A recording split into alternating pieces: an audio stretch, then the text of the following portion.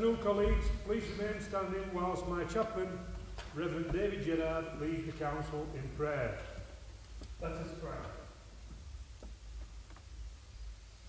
Almighty Father, we pray for our world, a world where the biggest problems we face need to be worked out together, and yet a world in which we are more and more divided. We pray that you would provide the unity and sense that we need in order to fix these problems.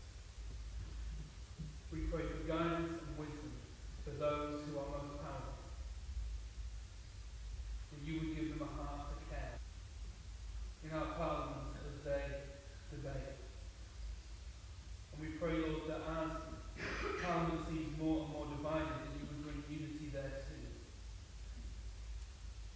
We pray, Lord, that you would somehow work in hearts so that people may come together for the common good of our nation. We pray, Lord, that you would give guidance and wisdom to those who most need it. And Lord, we do pray for our own metropolitan district of Wakefield, for all those who live here in Wales. We pray, Lord, that you would unite us together. Help us to serve one another. We pray, Lord, for all those who are struggling in whatever way. For those who lack jobs or opportunities. For those who struggle in ways we cannot imagine. We also pray for those in grief. And as a council, we particularly remember the family and friends of Mark Crowder, Constance Gilby, and Colonel Brian Day. We pray that you would be with their friends and family at this time. Give them a sense of your comfort. And may you draw those alongside them who can be with them at this difficult time. Lord, we pray for this change. We thank you for the willingness of all those who serve you. And we pray, Lord, that as they are passionate in their jobs, that they would still use that passion for the good of all, and that they would still seek one another with different opinions as fellow servants. Give them a sense of working together for the common good. And Lord, we ask all these things in the name of Jesus Christ our Lord. Amen. Thank you, David. Colleagues will be aware that since the last meeting we heard the sad news that former councillor and former leader of the Conservative group, Mark Crowther, has passed away. Former co-opted member, Constance Gilby, and Colonel Brian Denny from the Rifles also passed away recently. Our thoughts and prayers are with their families and friends. I would ask members to now join me in a minute's silence.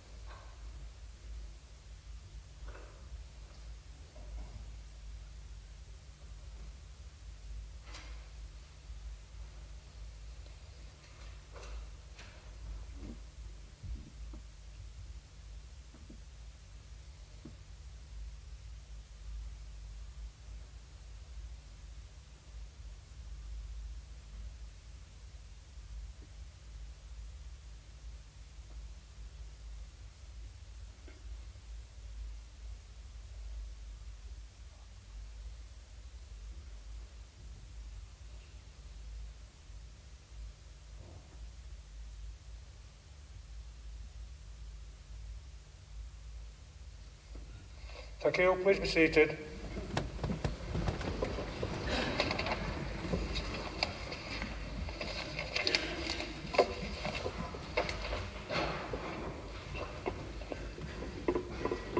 Item 2 on the council council summons is to receive disclosures by members of interests in matters under consideration. Will members declaring an interest please identify themselves and their particular interest clearly and complete the usual yellow form before the end of the meeting. Firstly, colleagues, are there any disclosable pecuniary interests to be declared? Are there any other interests to be declared? Thank you. Agenda item 3 is to receive and confirm the minutes of the council meeting held on the 19th of December 2018. Are these minutes moved? Are the minutes seconded? All in favour? That is carried. Agenda item 4 is to receive apologies for absence. Apologies for absence have been received in advance of the meeting from Councillors Ahmed, Eyre, Mrs Blizzard and Shaw. If there are any further apologies, would you please identify the members concerned clearly, one after the other?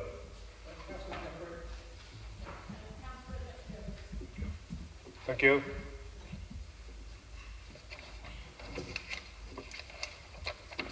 Agenda item 5 is to deal with such announcements as I may decide to lay before Council.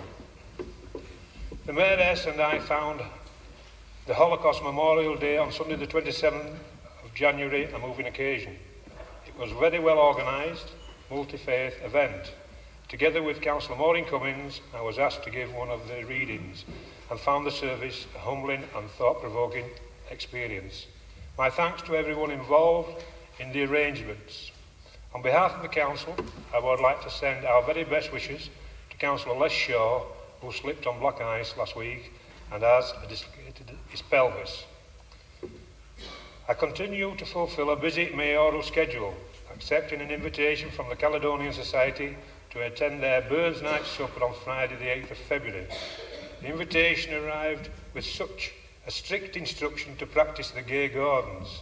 So if anyone would like to help me punch out a few shapes, you are very welcome to join me in the parlour following today's meeting. Light refreshments will be provided afterwards.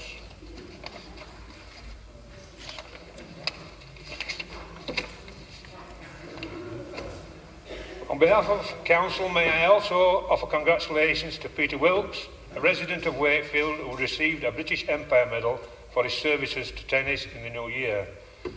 I have been notified that Councillor Mrs Cummins needs to leave the meeting at 3 p.m. along with Councillor Tully. Thank you, colleagues, and that concludes my announcement.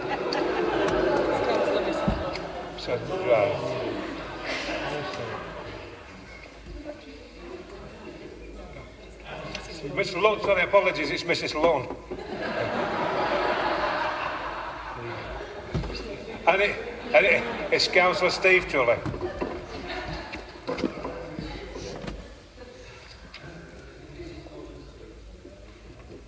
As no deputations have been received for today's meeting, we will now move to agenda item 7, which is the Leader's Report. Once the Leader has presented his report, he will answer any questions from members on the matters raised in his report. A maximum of 30 minutes will be allowed for questions and answers. Councillor Box. Thank you, Mr Mayor. On behalf of the controlling group, can I ask that the opposition pass on our best wishes to Mark Crowther's family? I knew Mark quite well, one of those politicians who you could argue with across the chamber and afterwards, always forgiven. Really nice guy.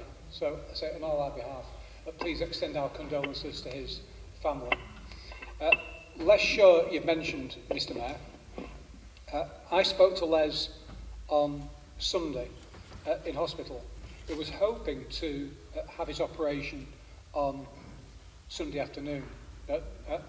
Apparently, time didn't allow that to happen.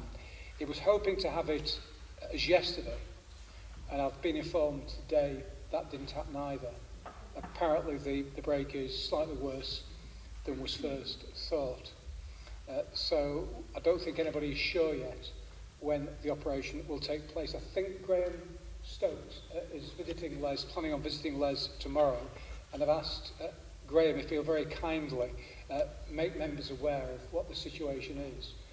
Les anticipates being out of action for at least 4 months.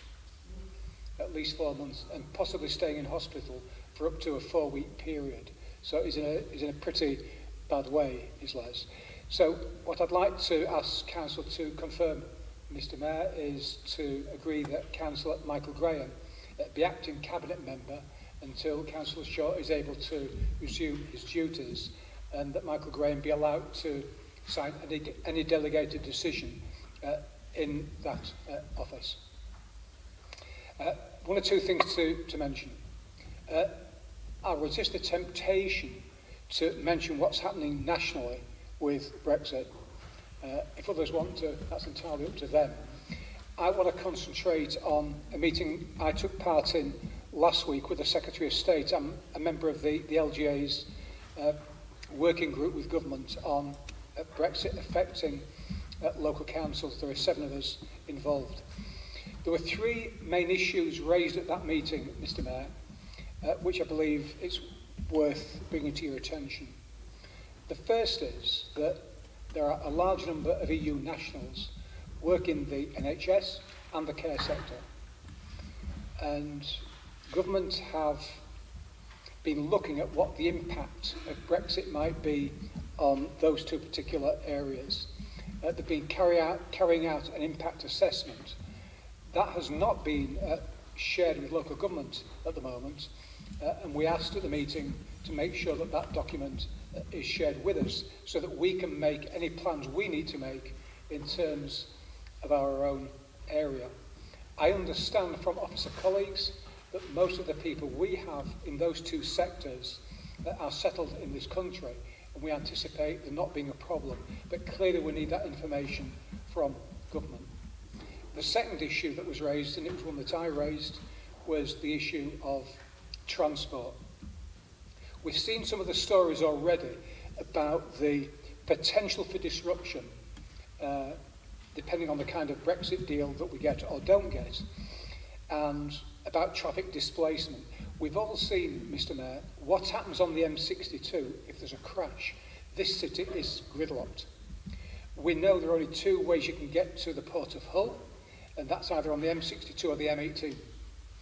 We also know that in the circumstances I've described, it may well be that a lot of traffic is diverted from Dover to Hull. So we have a potential problem with traffic displacement, and again, we've asked that government share all the information they've got with us. And the final thing that was raised, and it was one that I raised, and it was the question of the increase in hate crime that we saw following the referendum. And I've asked government to make sure that all contingency plans have been put in place if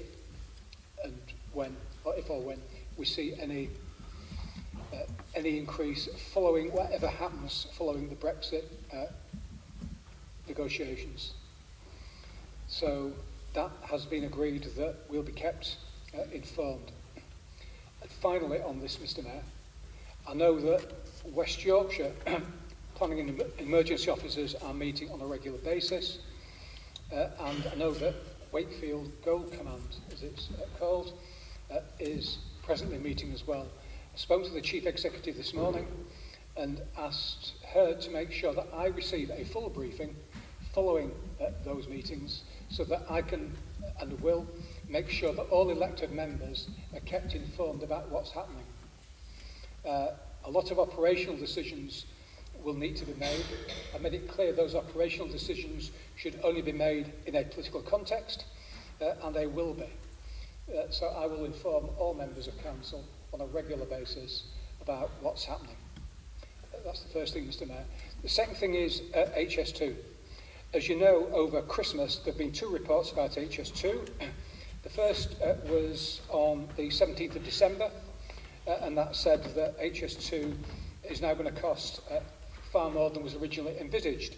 It's gone from the original 34 billion to 56 billion, and a report has been leaked showing that the cost is more likely to be 100 billion pounds. 100 billion pounds.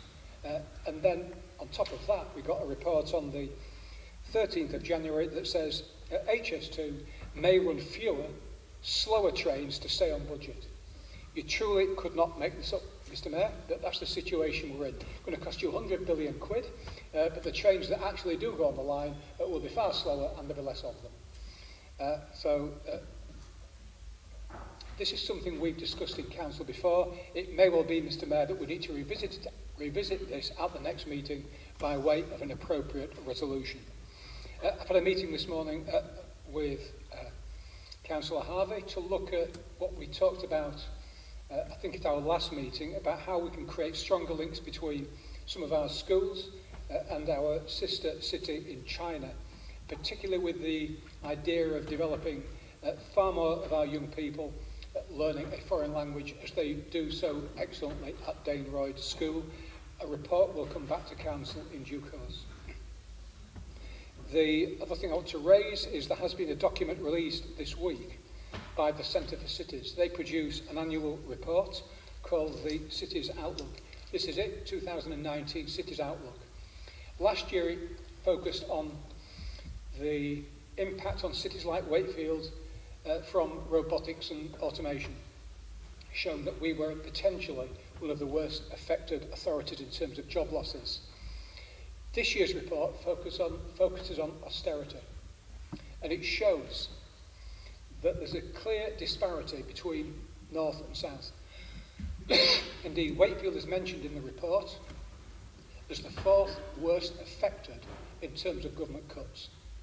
The top four are Liverpool, Barnsley, Blackburn and Wakefield. And we've seen a 30% cut. So all the time we on this side of the chamber have been saying these cuts have been taking place, and they've been taking place unfairly, have been proved to be correct by an independent and well-respected organisation. We need to take cognizance of what is in that report. Of course, apart from those figures on austerity, it also looks at other issues like population, housing and skills. A report will go to Cabinet later on that looks at what we can do to make sure that some of those issues related to housing, etc., we can take on board and do what we need to do. But the Secretary of State at the moment is holding the line that a One Yorkshire deal is not on the table.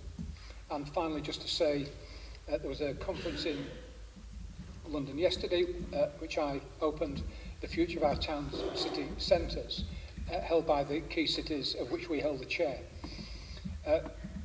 You've heard me say on several occasions about the Grimsey report.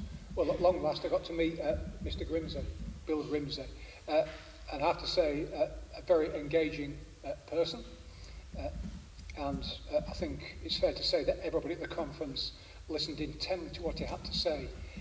We've got our own conference about the future of our towns and city in early March. He can't make it for that meeting, but I've asked him if he'll come to Wakefield, and he's agreed to do so later in March. And just thinking aloud now, Mr Mayor, it seems to me might be an opportunity for all council members to have a presentation from Bill Grimsey, and maybe even do it at council, but I can assure you, you'll find him really, really interesting.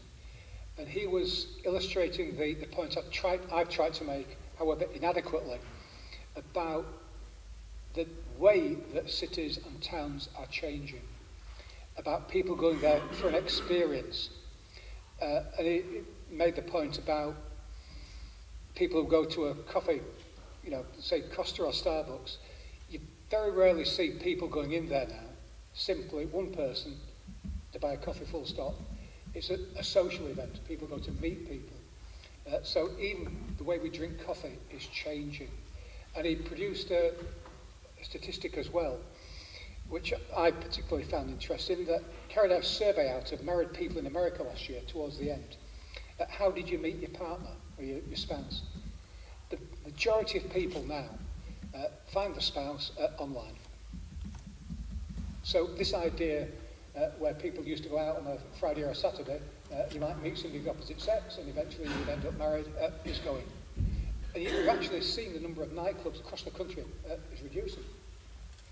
And what he's basically saying, and I think it's important that we all understand this and we have a debate about it, the nature of our towns and our cities and the way people interact is changing so rapidly. We had him also say publicly, this is him saying this by the way, just for the sake of the Wakefield Express to make it clear, I'm not saying this, that what he said was he bets that in 10 years' time M&S is finished. The pace of change is so rapid, but he's also saying there are things we can do and we need to be kind of ahead of the game. So, as you can see, I was quite taken with Bill Grimsey, and I think if we all have an opportunity of speaking to him, it would be a great debate to have. That's everything I want to raise, Mr. Mayor. Anything I've said, I'll try and answer any questions. Anything I've forgotten, well, you've enough to be going on with. Thank you, Councillor Box. Any questions to Councillor Box? Councillor Cummins. Yeah, I welcome you mentioning HS2 and the rising cost in HS2. As you know, it runs straight through my ward. The new container base has now been moved to Leeds, which is a good thing. But we did say in our resolution last year, the year before, that we were totally against HS2, and I think it would be good for us to actually reaffirm that. Mr. Mayor, can I give notice then that the controlling group will be putting a resolution on the council agenda at the next meeting, doing just that. Councillor Spade. Thank you, Mr. Mayor. It's just a comment, really. I find it very disturbing that we're the fourth worst affected local authority by cuts.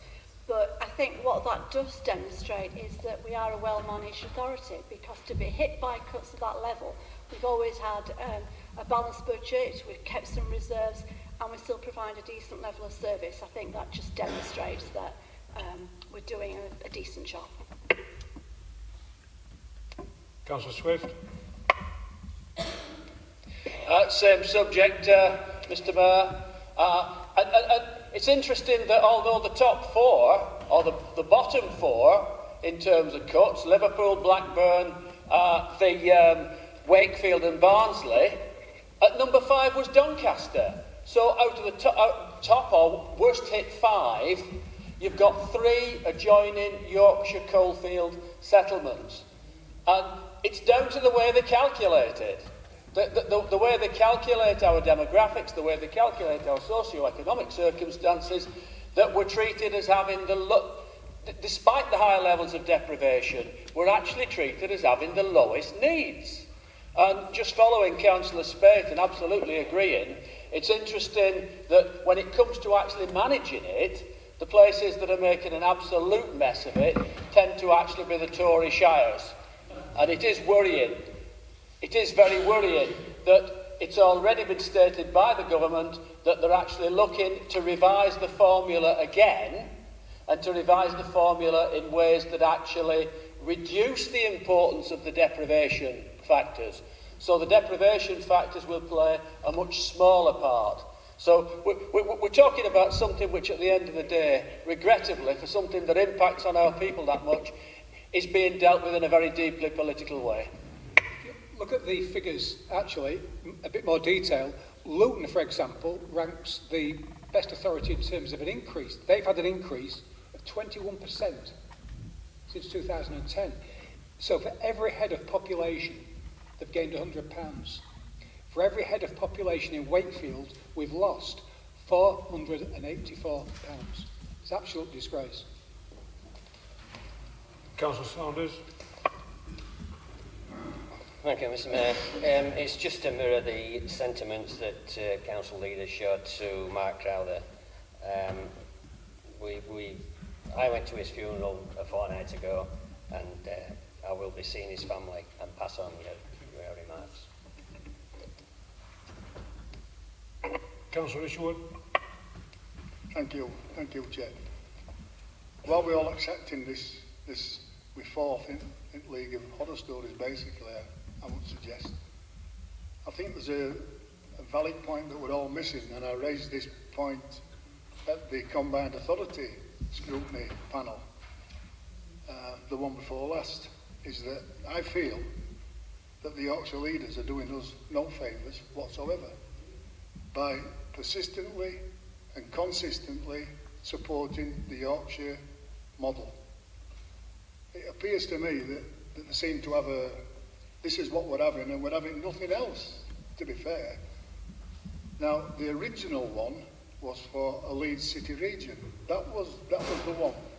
That was the fella that we were all going to support, we were all going to get behind, and there was millions of pounds of investments ready to be made in the Leeds City region, which of course Wakefield is a major part and a major player.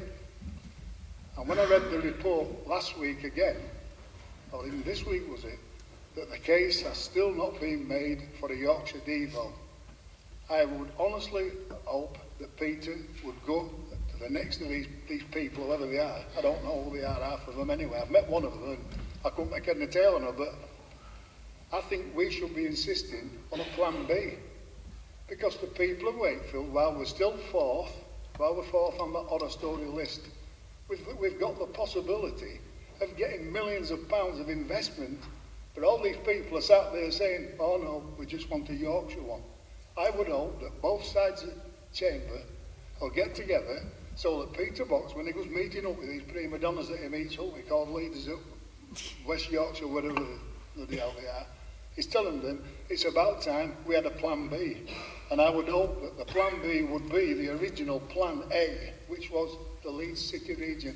Because while we're all bleating about this, that and other, there's loads of investment that we should be having as a council for the people of Wakefield. Thank you very much. Theresa May's good on plan Bs. We could write to her. Councillor Crowes. Yeah, mine's not a question, it's just a statement really, Councillor Box. And everybody's talking about austerity. I'd like to know, the opposite side of the house, I think you do a lot of misspending and vanity projects, and I think that should stop. I mean, a fancy new sports centre in Pontefract, when we're in the midst of austerity, it's ridiculous, thank you. Yeah, that's interesting. One of the facilities that's closed down is actually in my ward. So Casbet Swimming Pool was closed down. Interesting, as was the library in our ward. And the one in Nottingley was closed. So two have been closed, and a new one will be opened, yes, and the one in Pontefract will then be closed. So it's not a vanity project to allow people the facilities to go and swim and keep fit. Now, it may well be a conservative vanity project, certainly isn't for most people who want to go and swim and keep fit. So we're closing, hang on, the way it works is you ask and I'll answer. We're closing 3 and opening 1. Thank you. Councillor Harvey.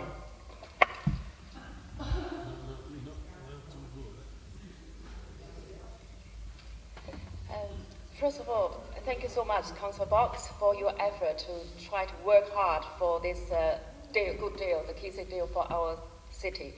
And I understand that you mentioned that you are working very hard with London, with central government, to get more for this region. But the other side of the coin is, have you been actually able to bring a good deal back for the last few years where we are on the bottom of the government cut? So what has happened there? So we need to know about what exactly you have been dealing with. Did you have a good deal for us? The second point I want to make is the EU national effect. You were worried about the EU national effect after Brexit on our workforce. So I just want to make sure that the government policy is that they have the right to settle, and also we have scrapped the fees for the settlement, as well as, of course, we want the best and we want a managed immigration policy. So that is all in government policy itself. And the third one I'd like to know is, Councillor Box, are you trying to say that you are preparing for no-deal Brexit because you were talking about the congestion on M62 or M18, and you know that Cooper's amendment last night had been rejected outright by the MP of this place and the House itself, this council almost like a Brexit proof, because I have been never ever heard any discussion about Brexit since I joined this council. And I want to tell people that if this council does not represent 66.4% of the residents in this district, then you will have trouble. So please, would you please help us to clarify your position in this last night's votes as well? Thank you. Okay, let's give it a go to try and respond to that. By and large, what we tend to do in the council chamber is to talk about council issues. That's what we try and do. Now then, in terms of Brexit, I think it was Theresa May that said Brexit means Brexit. I mean, clearly a woman of deep philosophical thought. She's the person who said, no deal is better than a bad deal. Then she said, well, actually, let's see, a bad deal is better than no deal. And yesterday she's saying to her MP, we got to within a few days now of leaving the EU, and we haven't even got a deal that can be voted on. Now, that is totally and utterly a dereliction of duty. And what she's doing is she's more concerned about trying to keep the Conservative Party together than she is about the national interest. That's the truth. Now, are we planning for a no-deal Brexit? Of course we're not. But of course officers are planning, as is government. So we need to know what the potential implications are. And that's what your government is doing. I, on behalf of local government, have tried to say to national government, make sure that you give us the information that we need to plan. So we are taking the appropriate steps. We are certainly not planning. It's not in our gift to plan for no-deal Brexit, in the sense that you are referring to it. And you ask what we've been doing. I can tell you now, both the LGA and Northern Councils have been lobbying government. And we know what's been happening. And you say, why have we got a worse deal? You know why? Because we're a Labour council. That's why. The top 5 authorities worst affected are all Labour councils. That's the reason. And why have we suffered almost £500 a head reduction in spend when southern councils have seen an increase? Explain that to me. The truth is, you can't, Councillor Harley. Councillor Monica Graham, did you wish to speak or ask a question? I wanted to pay tribute, Mr Mayor, to Mark Trafford, and I did indicate Mark Crowther, and I did indicate quite soon after Councillor Box sat down. I think it's lost its impact now because of the political debate that's going on, so I do not wish to make any further comment. Thank you. Councillor Morley? Mr Mayor. Are there any other questions on Councillor Box's report?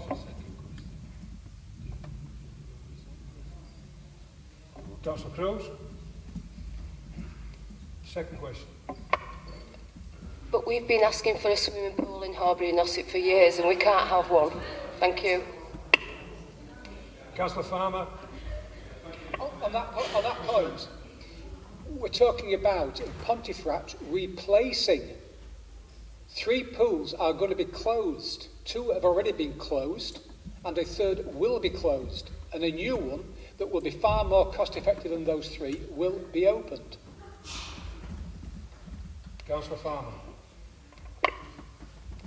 Thank you, Mr Mayor. As regards the need to rejuvenate high streets, the Town Centre's expert panel, which was chaired by Sir John Timpson, the report follows a move by the government to establish £675 million future high streets fund and town centre task force. At the moment, Ossett is struggling, the business in Ossett are struggling. One of the recommendations on that panel is for local authorities to encourage to review parking provisions in favour of local business to encourage footfall. Will you do that, Councillor Box? And secondly, if you are held hostage, I will negotiate your release. Along with the 23. Mr Mayor. Yeah. I love it when ex-UKIP members try and be funny. Don't work. What Bill Grimsey has said is that the local authority has a role to play in bringing people together, which is why we're having the conference. So the conference will be held, I forget the exact date, forgive me. The conference will be held in, I think it's the first or second week in March. So we intend to bring everybody together, both retailers, the public, and indeed some of the landlords in the city, to see what we can do differently.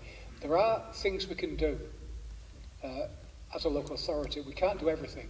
So our role actually is to act as a facilitator. So people need to understand we can't do everything. I know the Express have been running a series on asking people what they think they'd like to see. And we hope to feed the information that they get from the public into the consultation that we're having. So we will do everything we can to try and look at different ideas, look at different models, and try and work with people. to come up with a solution that fits Wakefield. The real problem is this, that we can't all be the same as cities. We've got to have, if you like, a USP, and it's deciding what that should be. At the moment, for example, we've got, I think, 2 competing applications for cinemas in the city, and people are saying, why the council having 2 cinemas? We're having no cinemas. We ain't going to run a cinema, but the private sector are wanting to come into the city to invest, and these are the ideas they've got. Now that if you get a cinema in the centre of Wakefield, that is going to bring people in, and that's creating an experience. What we then have to do is to make sure that the shops on offer are different. And I think, again, the point is being made by Grimsey that the shops that are starting to do best now are the ones that are different to all the rest. And he was involved in the retail industry. And he said that the mistake that he and his colleagues made in the 80s, they made every town the same. Every single one's the same. He said, we've got to get away from that and have something that's different. He also said, I actually asked him about Mike Ashley and his impact on the high street. And he actually said to me, I think he said it publicly so I can repeat it. He said, well, I was thinking of ringing up Mike and telling him I've gone bankrupt and see if he'll buy me. Councillor Harvey, can I remind you, Councillor Harvey, that the last series of questions, which were 3, you confine it to 1 question, please. Okay, I understand that Councillor Box said the Labour councils have issues. And does that mean that Labour Council really cannot manage the service? That is the reason why the 4 Labour councils has failed. Can I just ask, if we don't play politics, Councillor Box, why? I have an incident to report. Last Saturday, MP organised a coffee morning in Netherton Village Hall. That is where my ward located. She actually sent invitations to all the residents that they sort of selected.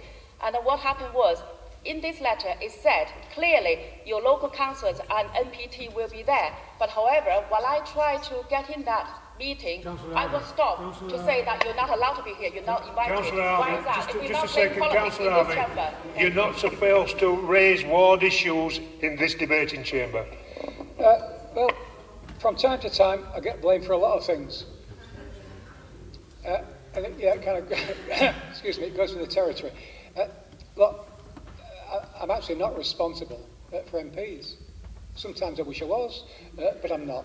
And all I can suggest is that you write to the MP concerned and raise any concerns. I'm sure that she will take them up for you. Councillor Isherwood. Will the leader answer my question, please? Will he take the next Yorkshire leaders meeting, West Yorkshire leader meeting? Will you take well, you can take mine if you want, my concerns regarding the persistent and consistent pushing of the Yorkshire Devo deal when it looks and appears that there's no sense or reason in it, and the Conservative government will not accept it. Meanwhile, Wakefield are losing out to the tune of many millions of pounds of investment by not having a plan B. Look, thank you, Councillor Isherwood. My personal view is well known on what is going to create the biggest growth in the shortest time. And I'm absolutely convinced still that that is a city-region deal. My view has not changed on that. However, the truth of the matter is this, that, as you know, Wakefield, that was Wakefield's position and still is as far as I know. But the majority of Yorkshire councils are not supportive of that. So rather than leave Wakefield in an isolated position, I agreed I would work with colleagues to try and get at least a deal, even if it's one that I don't think is the best. So I think a Yorkshire deal, for different reasons, is the best for the citizens of Wakefield. But I will certainly take up your point, Graham, with other colleagues and see if we can start talking about potential alternatives.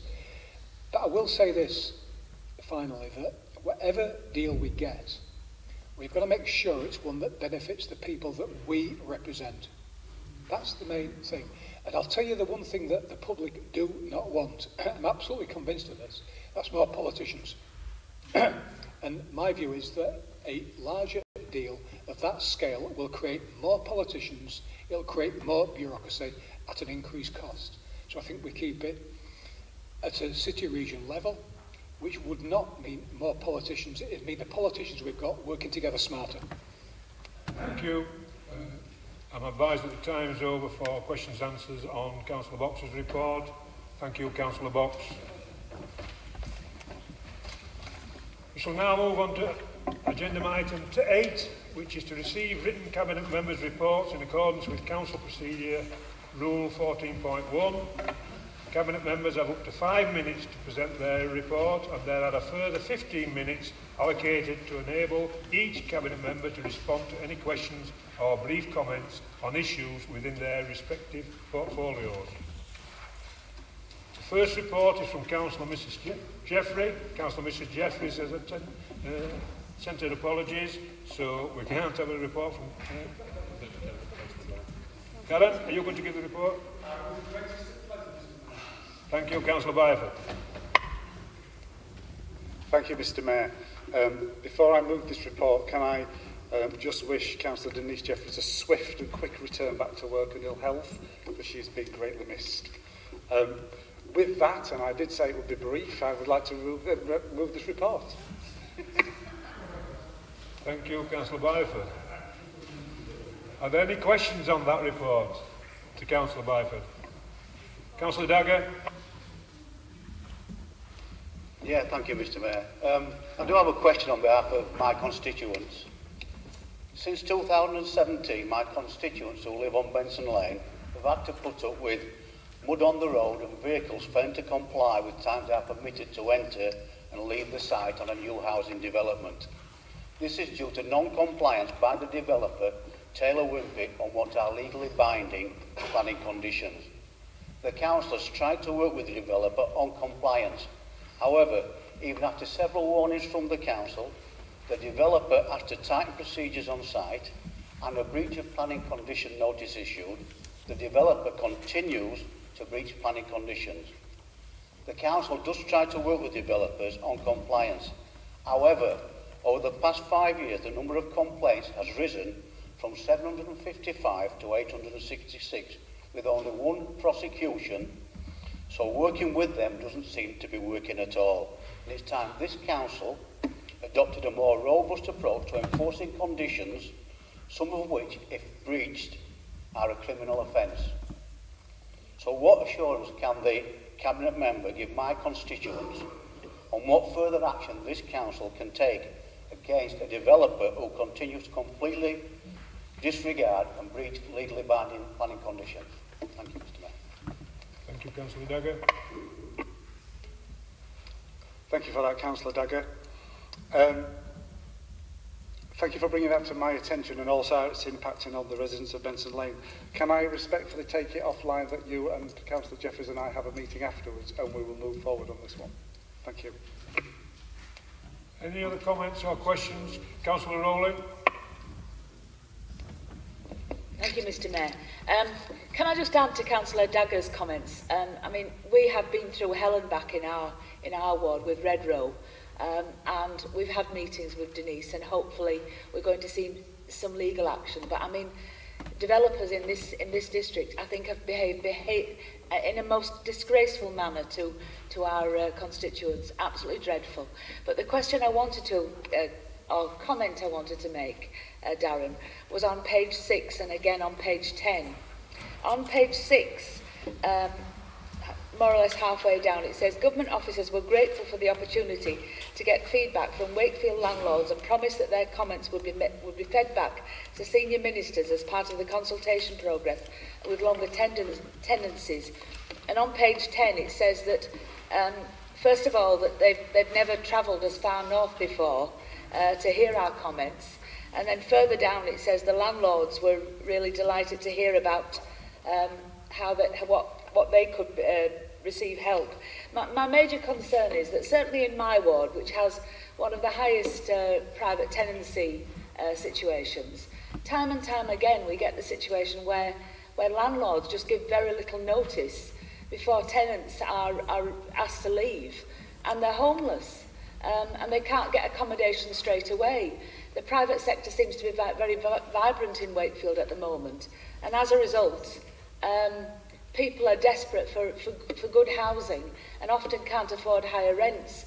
And I just hope that we can follow this up, because I was reading in the national newspapers this morning that in fact, whilst landlords are sort of basically laughing at the government because they're doing nothing, they have indicated that they might do something, but they haven't said when. So consequently, I think that we should write again to the officers that came saying, have you actually got a timetable for taking some action to protect tenants and show that they won't be as vulnerable as they currently are? Thank you for that. Any questions or comments on that report? Thank you for that comment, Councillor Rowley, and I will feed that back and come back to you. No further comments or questions? Thank you, Councillor Byford. Next is the portfolio holder for adult and health. Councillor Mrs. Garbutt, would you please introduce your report to Council? Thank you, Mr. Mayor. Yes, in moving my report, just the smoking in pregnancy, we're moving in the right direction. They are reducing, but as I say, it's one of the difficult areas because young women who smoke do it to not put weight on, and that's the problem that we're having. But as I say, we are reducing that. Just on some of the other links, there's links to other areas like Stroke Guide and the Money Smart programme. So with that, I'll take any questions. Thank you. Are there any questions to Councillor Garbutt? Any comments? Thank you, Councillor Mrs. Garbutt.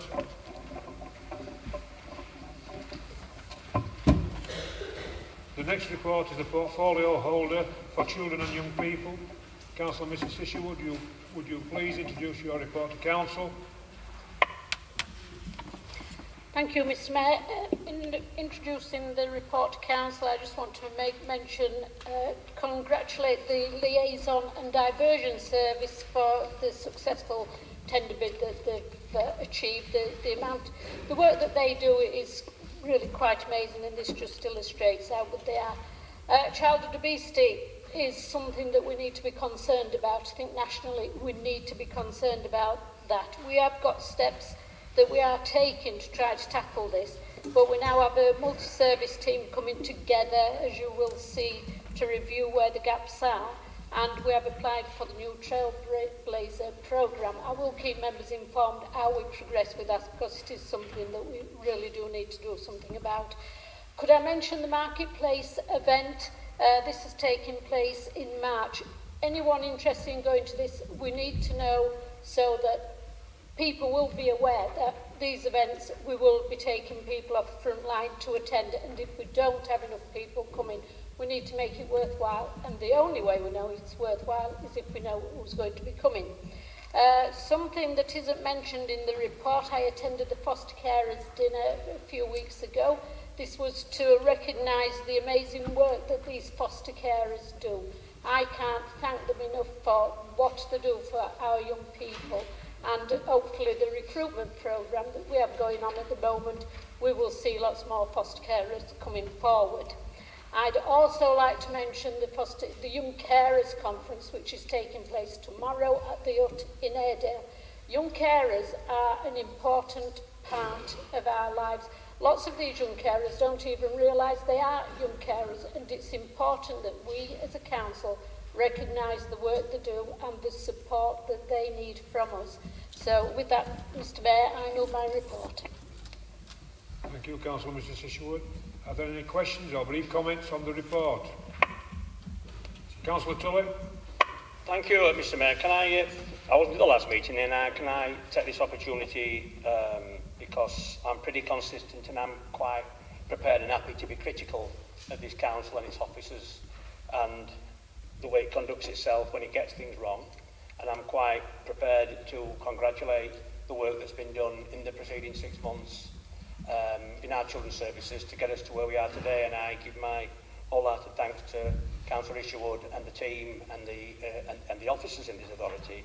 But we ain't got to let it slip. There is still a long way to go. There is still lots of work to do, and I think during this period, we've also got to bear in mind, and I would remind this council, that the finest asset that we have in this authority is the social workers and the community care workers and the people at the coalface that carry out this work, and we should never forget that. There is still quite a lot of pressure being brought to bear on these people, but I wanted to take this opportunity today because I like to be pretty consistent, if I'm nothing else, to congratulate the work that's been done, but we've still got a long way to go, and long may it continue. I, for whatever people think, didn't want to see our children's services be taken anywhere. I think we're a good enough and a big enough authority to deal with this situation in-house, and hope that continues and we can make sure that we make enough progress and that continues into the foreseeable future. Thank you.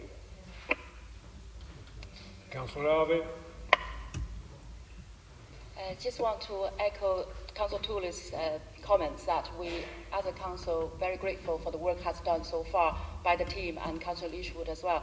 And today the update from Beata again gave us more confidence, and I wish her and her team the best of luck for the 6th and 7th inspection from Ofsted. But however, we also understand to retain the good social workers and social carers are a task of its own, actually, and we want to know, we are at the moment in direct competition with Leeds. We wanted to know how we can actually recruit the best and also retain the people, and then what the council can do to actually promote us as a district for people to come and work and take care of the children. Thank you.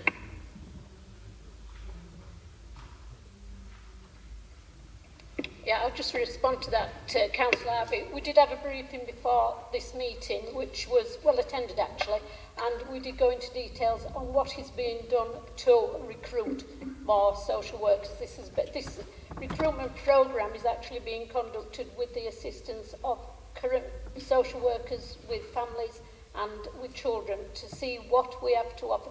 We do need to offer something better that will attract people in. And there's actually, Beata Wagner has actually produced a report at the previous briefing. Will we be able to send that out to members? Yeah, which we will send out to members on recruitment. Councillor Williams? No? Councillor Spade? Thank you. If I may just mention the Senior Leadership Visit Programme, which is in the report.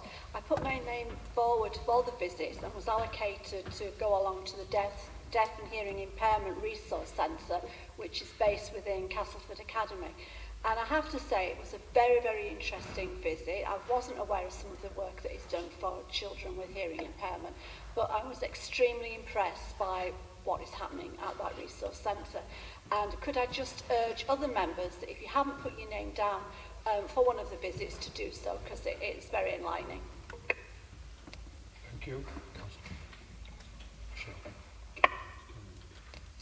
Thank you, Mr. Mayor. Councillor Collins.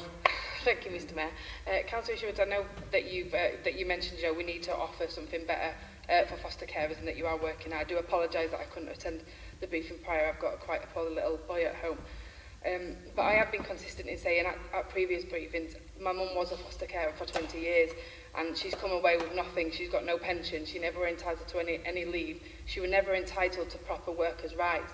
Now, we have foster carers in our authority that are sort of fake self-employed, so they have to work for our authority. They can't go to any other authority because they are employed by Wakefield, but they're having to do self-assessments. They never get any paid time off. And like I said, my mum's done 20 years and been left with no pension, apart from a state pension that she's done herself. So I think that's definitely something that we should be looking into when we're looking into how we offer a better deal for foster carers. Thank you. Councillor Collins. Councillor Isherwood. Yes, I can appreciate what... Are there any other brief comments or questions on the report? If not, thank you, Councillor Mrs. Isherwood. Next is the portfolio holder for corporate services. In the absence of Councillor Shaw. Recovery, as I know everyone else will. Extremely unfortunate what's happened to Les, and I hope he gets back on his feet as soon as possible. Secondly, I'd like to welcome Gillian Marshall, our new Chief Legal Officer, to the Council. Gillian joined us earlier this year, I think 2nd of January. And I know Les is really looking forward to working with Gillian, and I am too, in his place. So thank you. And with that, I move my report, Mr. Mayor. Thank you, Councillor Graham. Are there any questions or brief comments on the report?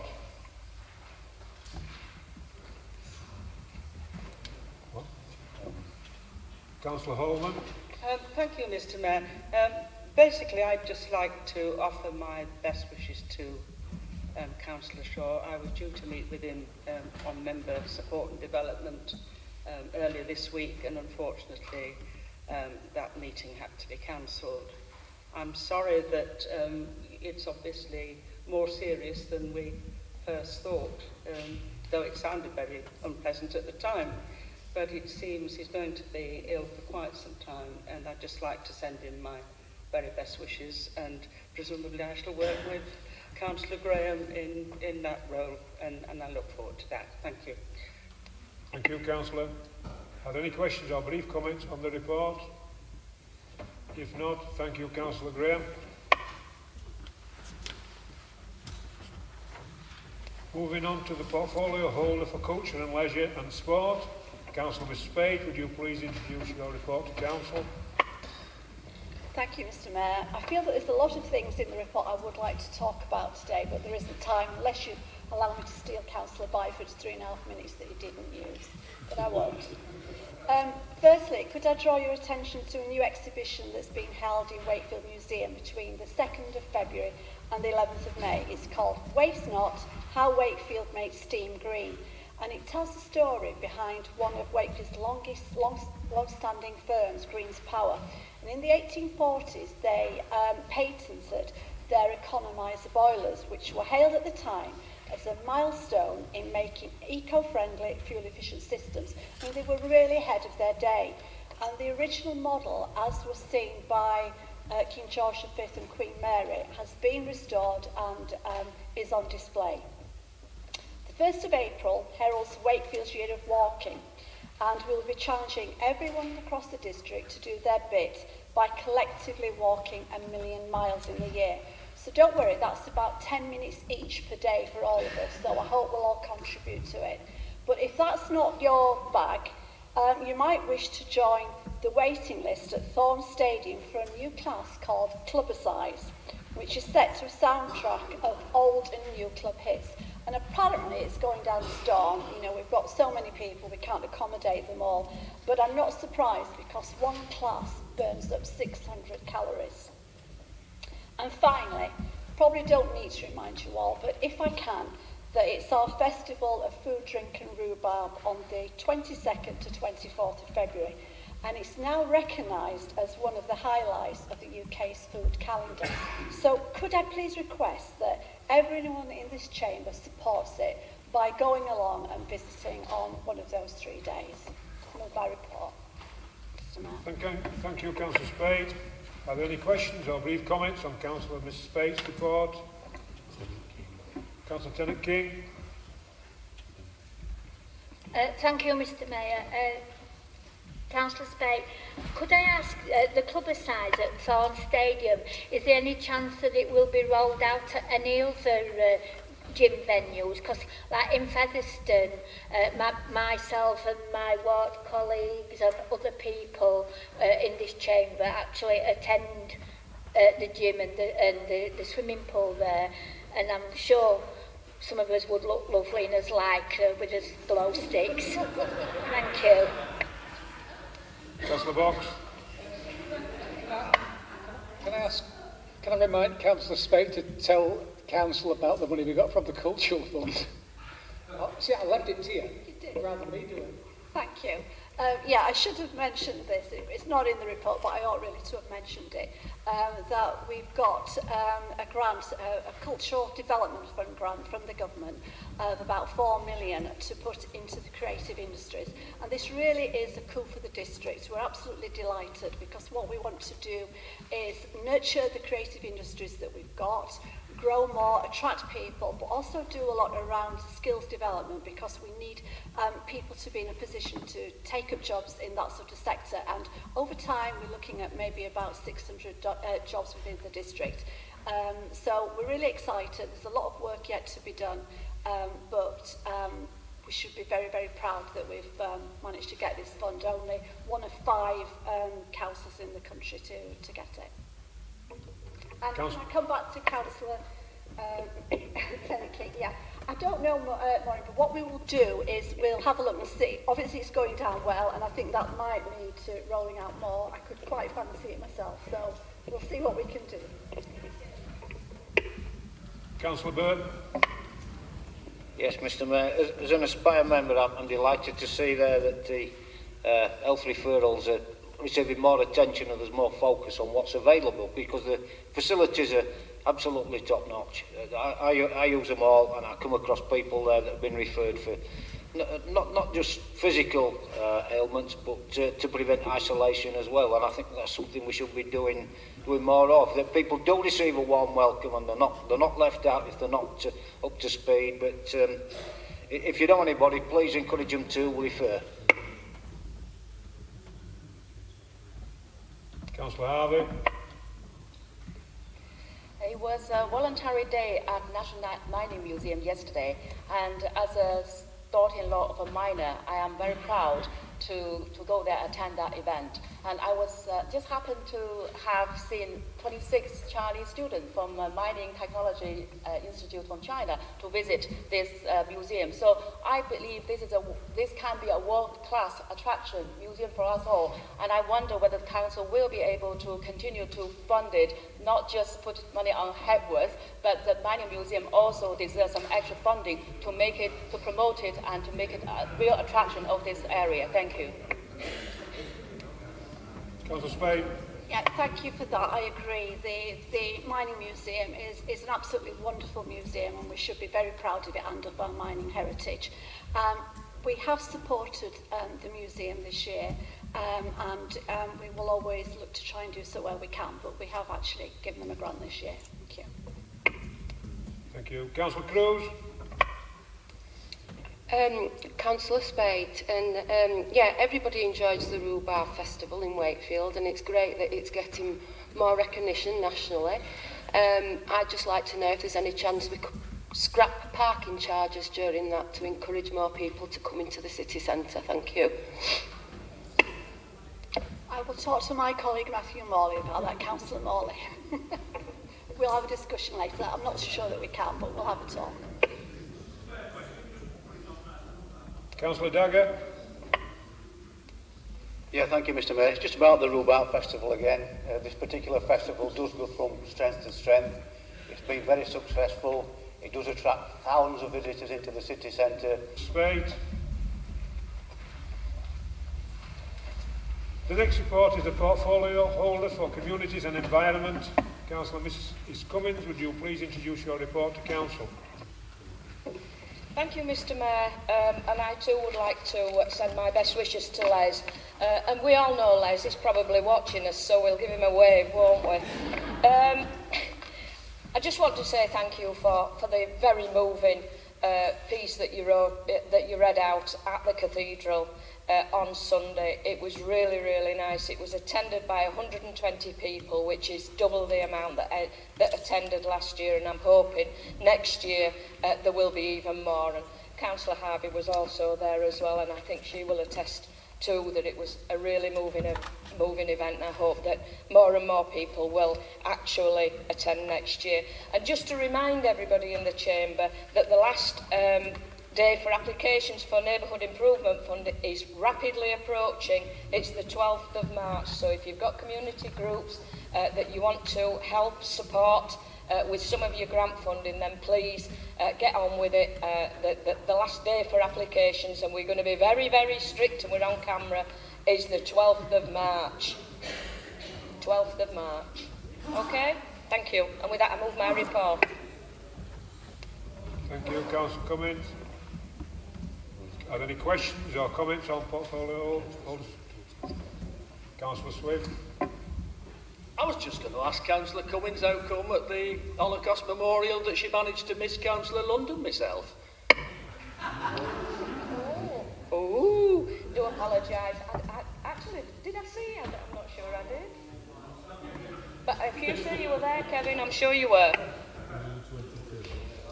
Councillor Stansby. Thanks, Mr Mayor. I just wanted to say thank you to both Maureen and Jackie Williams, wherever you are. On Christmas Day in Outward, we had our inaugural friendship dinner, which went absolutely amazingly. We had 42 people attend, people who would have been on their own on Christmas Day without attending the dinner. Councillor Cummings did an amazing entertainment piece, and Councillor Williams handed out Christmas presents along with the very real Santa who came along. We had great feedback. One gentleman guest who came along said it was the best Christmas he'd ever had. So I do have a question for you, Maureen and Jackie. Are you up for it again this year? I think you already know the answer to that one. I've already started writing the quiz. Thank you. Councillor Mrs Taylor. Thank you. Sorry, Maureen, I know you've said it twice, but we were given the impression, I think it was Helen Purvis said it was February. The 12th was the last date. My impression is it's the 12th of March, but I will check and I will send it round later on today. Councillor Mrs Holman. Thank you, Mr Mayor. This is really more of a comment to the people of Wakefield District that we concentrate on fly tipping, and, you know, all credit to the team. But when are people going to stop just dropping their litter on the streets and leaving us a job, you know, either voluntary workers, voluntary teams going out litter picking, or the council going out, and the general impression that it gives to any visitors or indeed residents to Wakefield. You know, why drop your litter within a foot of a litter bin? And why, as a, you know, part of your fun night out, do you overturn the litter bins so that they spread the rubbish all over the pavement? So thank you, Mr Mayor. I totally agree with you. I really, really agree with you, and I have put a piece in the report on fly tipping, and we discussed this in our group earlier this week. And with regards to litter, I will quote something that Councillor Isherwood said some years ago. People blame the council for the litter, and it isn't the council that actually drops the litter. We don't go out on a Monday morning and drop litter all over the district. It is a problem. We need to do some more education around it, and it is something that I am discussing with my team in environment. But just to say, fly tipping in our more rural areas is not on the increase, but I think people are more aware. 16-17 we're just over 1,200 tonnes, I think it was, of fly-tipped rubbish collected, and April last year to date it's down to about 640 tonnes, so it is going down. But people, the volunteers you mentioned, are the people who are actually saying we've got some fly tipping here. We've got so many volunteers across the district that are actually out there litter picking, and we're supporting them in environment. And I say this, I've said it before in this council chambers, we do have snow wardens. Why don't we have litter pick wardens as well, and mount a campaign around that so that we can keep our district clean? But we do need to do some more education. Councillor Monica Graham. Thank you, Mr Mayor. I have to mention my ward in order to thank the street scene here. And it's about Agri Park. And the swings were stolen from Agri Park. They were cut off at the top by somebody with an angle grinder, and they took 3 swings. And I reported it to street scene. It was Gary Radford in particular. And the next day, he was out there with 3 new swings, attaching them to the frame. And I mean, I think that's excellent service. And I think I'd like you to take that back, because it was really good for the residents. It made them feel that they were important, that people did listen to them, and when things went wrong in their ward, they were attended to straight away. And also on the litter, Agri Group are now continuing with the litter picks, and keeping that area clean and forming a bit of a vigilante group. When somebody drops a settee, they're there warning them not to do it. So thank you to Street Scene. Thank you. Councillor Isherwood. I think one of the reasons, and it's another congratulations really, for the amount of fly-tipped rubbish, is that we embarked some 18 months ago, I believe, in bunding these green areas where our travelling comrades tended to park up for a number of weeks or however long it took to move them.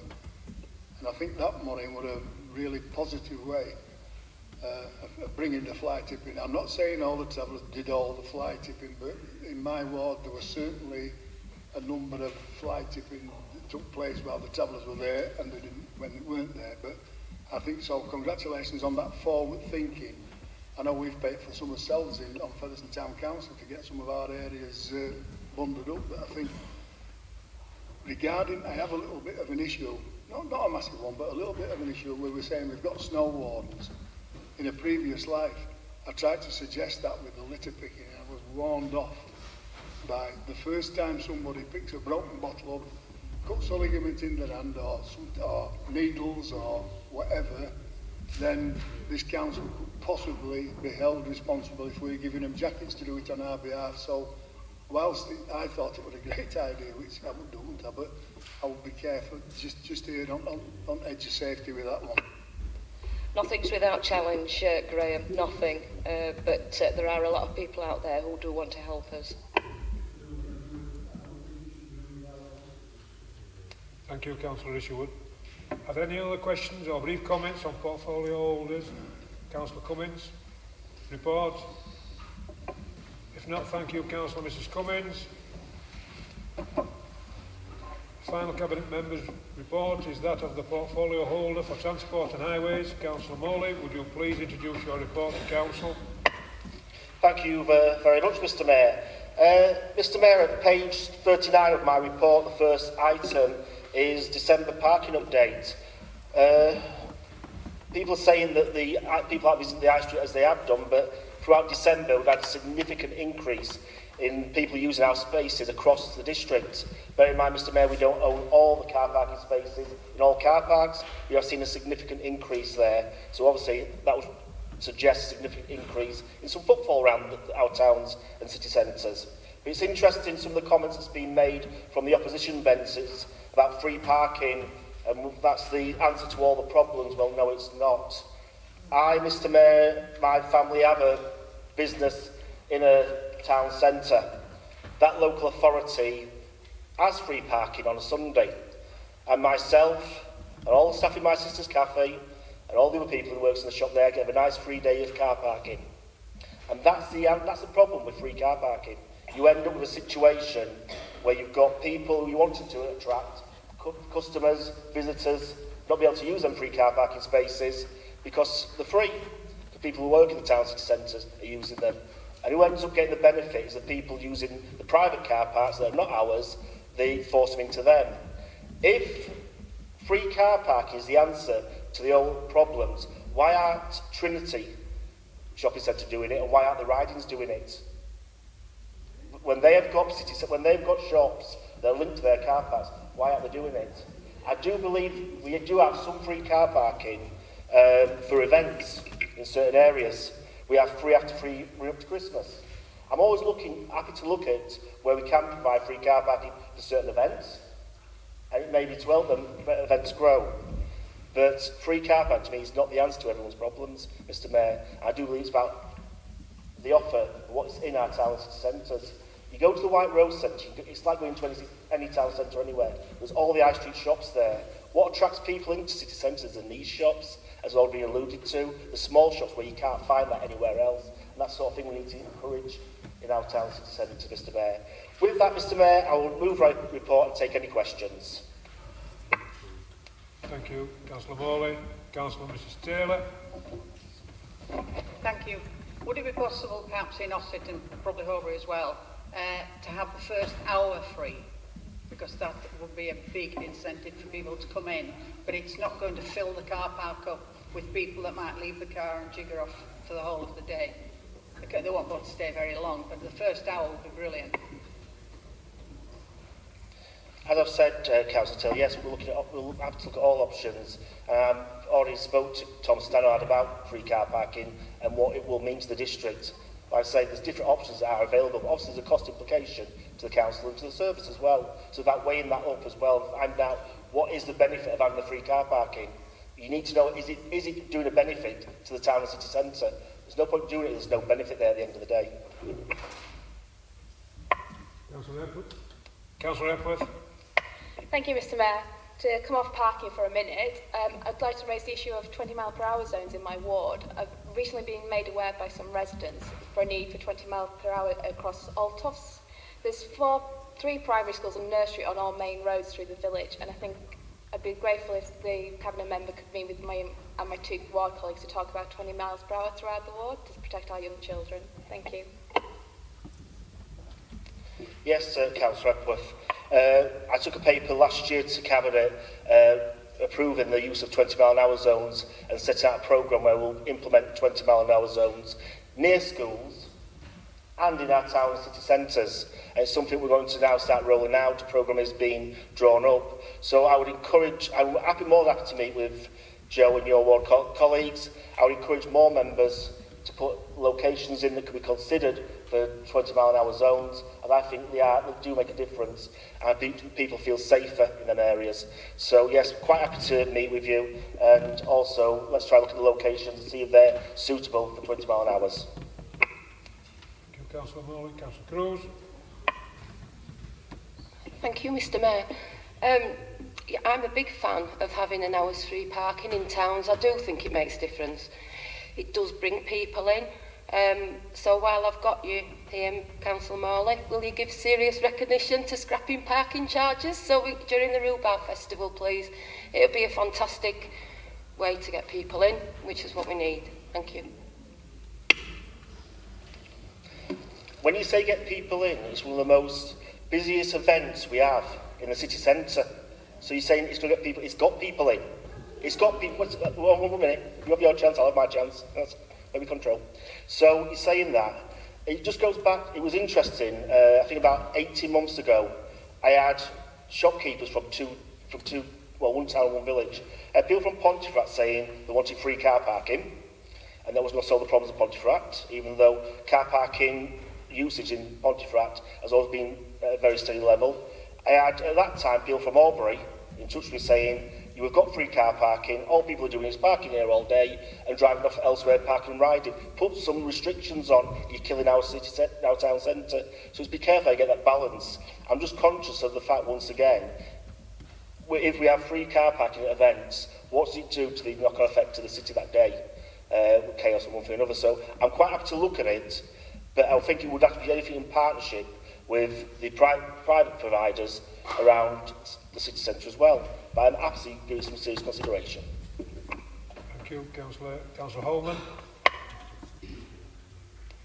Well, I was just going to say that we do have free parking in Horbury, and mainly that works well.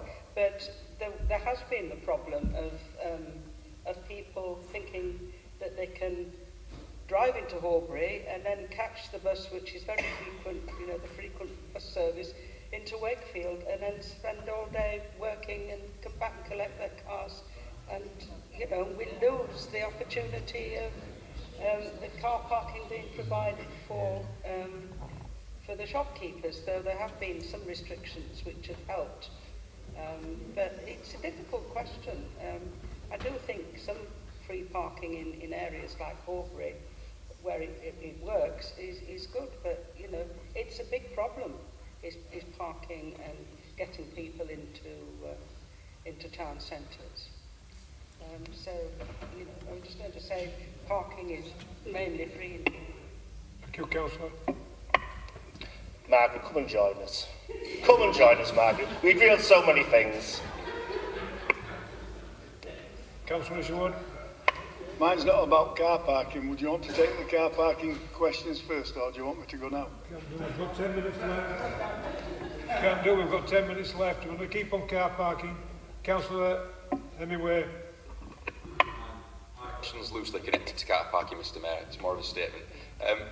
Matthew, would you agree with me that by focusing on parking, we're ignoring the other aspect of this, which is public transport?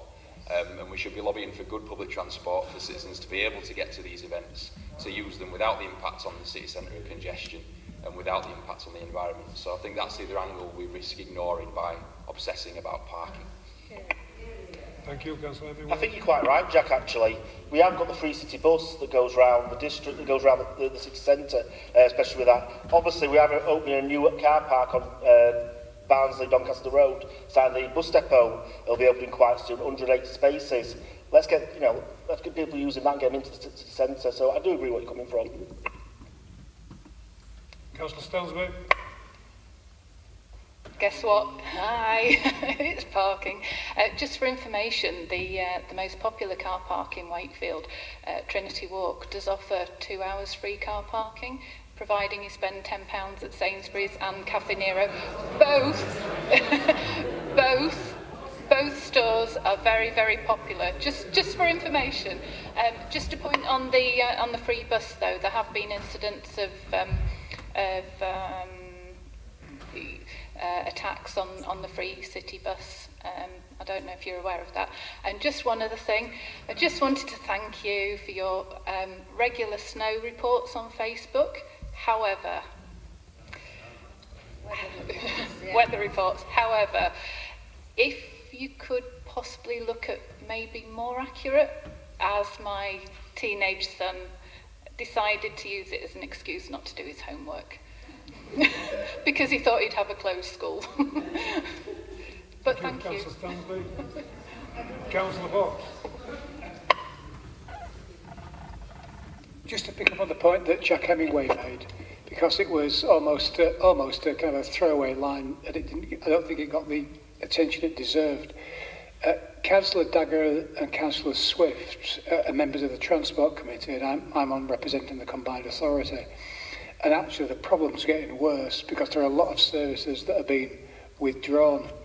And it's no good creating jobs in, say, Wakefield City if people in the South East in particular don't have the transport links. So actually it's one of the big issues when you ask young people what matters to them most. And the top 3 things is always transport. So I think it's something that I've asked the Chief Executive to look at about this idea of having a transport summit almost.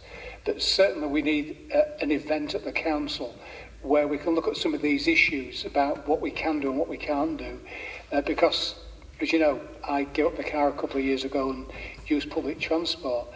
And it is getting worse now in terms of the services that are being offered. So I think I know you just raise it in passing almost, but I do think we need to take it far more seriously as a council. So that's the reason I'm having it. At the end of the day, Mr Mayor, all authorities are having to make cuts, and the transport authorities of South and West Yorkshire are no different, and some of the cuts have been made to cross-border services. Try to impact as less we can.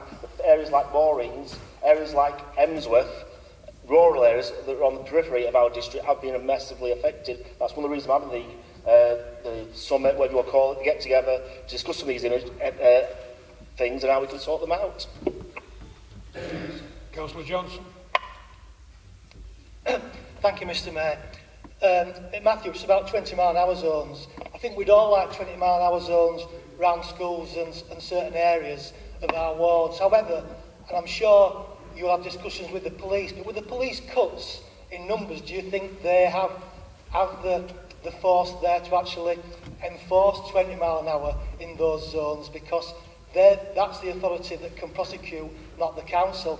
And I just wonder that people ignore 30-mile-an-hour, spend a lot of money on 20-mile-an-hour. If you've not got the police resources to enforce that, will it work? Thank you, Councillor. Mr Mayor, they're a deterrent in the first instance. It's making people aware that the level are dropping down there. The well signage, they go along with some speed precautions, bump someone from the others. But I do take what you're saying. We've got police cuts at an all-time low. When you look at the areas of Renthorpe, Outwood and Stanley, we have sometimes one PCSO patrolling there, regardless how much the MP saying they're putting extra additional money into policing. We in the real world can't see that. So I do agree where you're coming from. It is a partnership. It is when we do start these 20-mile-an-hour zones, making the police aware of them and making sure that they do come there and patrol them and have purges as and when they can as well. Thank you, Councillor Morley. Councillor Isherwood. I've nearly forgot what I'm going to say there. I'm pleased what Jack and Peter's just raised about public transport, because would the Cabinet member agree with me that the way Northern Rail treats some of their disabled passengers is absolutely, well, it's shocking, it's appalling. And this didn't come to light until this disabled lady came to see me at my surgery. And she turned up on one of these little shopping, you know, these little shopping hurdy-gurdy scooter things, what they have. So she went, and her only joy was once a month, a friend used to take her through to Leeds, catch the train, and have a little total around Leeds, back on the train and back home again. It's Northern Rail's policy that the guards must not help them to get on and off with the scooters. With the wheelchairs, electric wheelchairs, that's fine. But if a disabled person who uses one of these, I'm not talking these big massive car type things, I'm talking about just the little shopper things, that if they can't get off it and fold it up themselves and carry it on the trains themselves, they're not allowed on. Now I thought, well, this can't be a policy. So I checked up with Northern Rail's policy. And yes, it is the policy. That is the policy of Northern Rail regarding disabled people. So I took the opportunity to write to one of the new directors of Northern Rail, who came back and said, yes, we understand that problem. However, when we get us new trains, we'll have a look and see if we can cater for the disabled people. I said, well, that's an absolute disgrace. He said, well, we're going to get some new trains in 1920/21. So if my little old lady, there's two of them actually, if my two little old ladies want to go to Wakefield on train, which we fought for 5-6 years to even get a train to Wakefield, and now the very people aren't allowed to use it, well, I would hope this local authority, once again I raised it at the Combined Authority Scrutiny, and they're going to move it onto the transport people. So I'm hoping that we can get some support to track. It's absolutely appalling. It's 2019, not 1919. Surely to goodness we should be looking after our most vulnerable people. Thank you. Can I just say that we're running out of time for this report. Councillor Wassell, can I just remind you of the time, and Councillor Swift after Councillor Wassell. Chair, Mr. Mayor, I'll take the rest of the speech and answer at the end. Councillor Swift.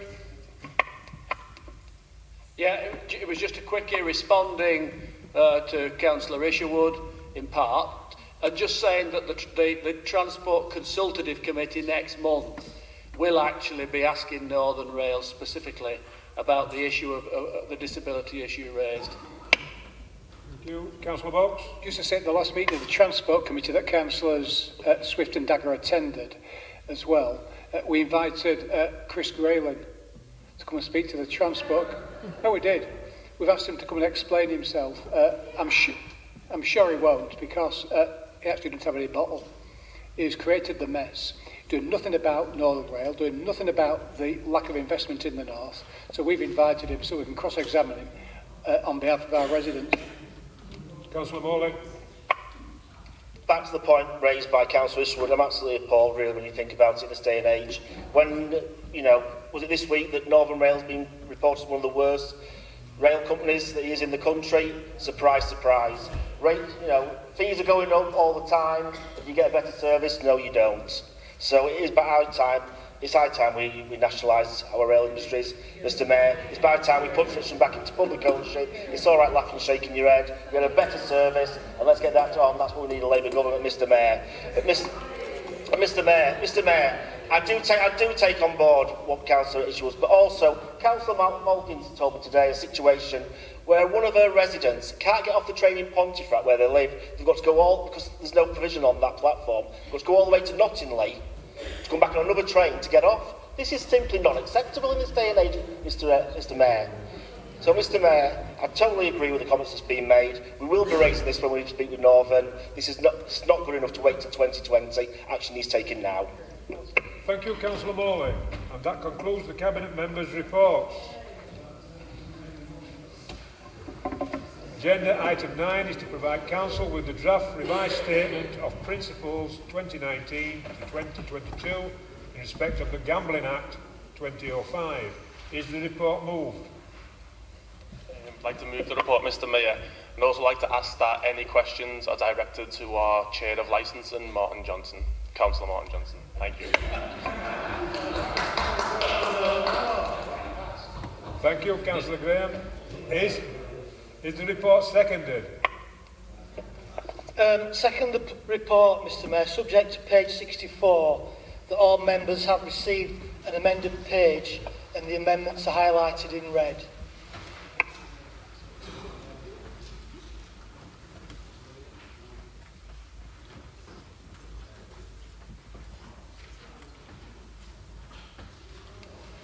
It seems as though there's a lot of people who haven't had a chance to read it or are starting to read it, so I'll give you 2 minutes just to glance through it, and then... You've read it, have you? Are there any questions in relation to the report?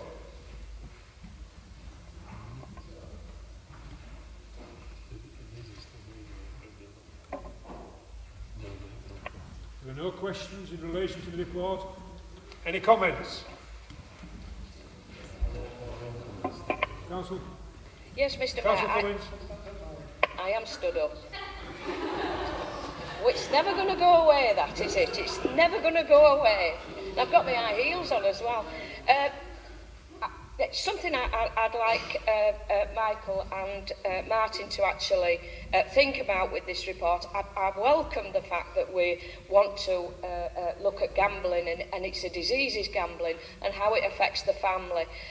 We do have, and we pushed as a council to have a mechanism where we looked after people within our authority that were subject to domestic abuse.